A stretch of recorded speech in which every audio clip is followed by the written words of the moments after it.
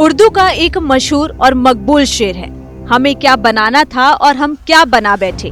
कहीं हिंदू कहीं मुस्लिम की हम तख्ती लगा बैठे। परिंदों के यहाँ फिरका परस्ती नहीं मिलती, कभी मंदिर पर जा बैठे तो कभी मस्जिद पर जा बैठे। लेकिन मौजूदा वक्त की राजनीति में परिंदों का जिक्र तो दूर की बात हो गई, क्योंकि अब तो सरकारें अपने हिसाब से तय कर रही हैं कि किस धर्म की बात करनी है और उनको कहां मुस्लिम और कहां हिंदू की तख्ती लगाकर सियासत करनी है। सवाल तो यही है कि क्या अलग अलग धर्मों की बात करने वाले सियासी लोग ही समाज को बांटने का काम नहीं कर रहे? क्या राजनीतिक दल ही हिंदू और मुस्लिम के बीच में गहरी खाई को पाटने का काम नहीं कर रहे? भाजपा शासित और गैर भाजपा शासित प्रदेशों में धर्म की राजनीति लगता है कि पिछले कुछ समय से उफान पर है और शायद यही वजह है। वोट बैंक की राजनीति की खातिर सब अपने अपने फायदे की बात कर रहे हैं और एक सधे हुए तरीके से वोटों को साध रहे हैं।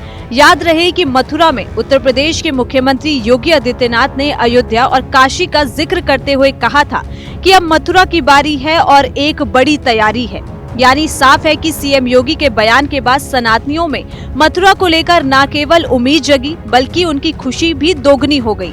दरअसल मथुरा में भी पिछले लंबे समय से शाही ईदगाह का मुद्दा गरमाया हुआ है और ये मामला कोर्ट में विचाराधीन है। लिहाजा मौके की नजाकत को समझते हुए सीएम योगी ने बयानों का प्रहार कर दिया और कह दिया कि मथुरा का इंतजार भी जल्द ही खत्म हो जाएगा। दरअसल यूपी में सीएम योगी आदित्यनाथ मथुरा वाले बयान से हिंदू वोट बैंक को साध रहे थे और उधर कर्नाटक की कांग्रेस सरकार के बजट में मुस्लिमों के लिए पिटारा खुल रहा था।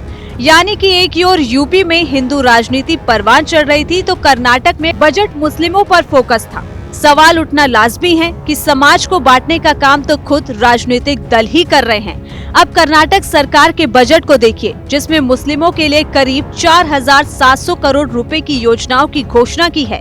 बजट में मस्जिद के इमाम को 6,000 रुपए मासिक भत्ता, वक्फ संपत्तियों की सुरक्षा के लिए 150 करोड़ रुपए, उर्दू स्कूलों के लिए 100 करोड़ रुपए और अल्पसंख्यक कल्याण के लिए 1,000 करोड़ रुपए दिए गए हैं। साथ ही लोक निर्माण विभाग में 4% ठेकेदारी मुस्लिम समुदाय के लिए रिजर्व करने की घोषणा की है, जिसके बाद कर्नाटक में राजनीतिक विवाद खड़ा हो गया। राजनीतिक उठापटक के बीच में सामाजिक ताने बाने की कयारी में नागफनी जैसी बयानबाजी क्या किसी सरकारी अधिकारी को शोभा देती है?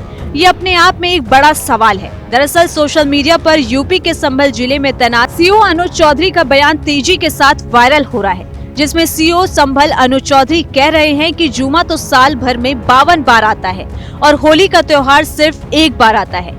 अगर किसी को कोई आपत्ति है तो वो अपने घरों से बाहर ना निकले।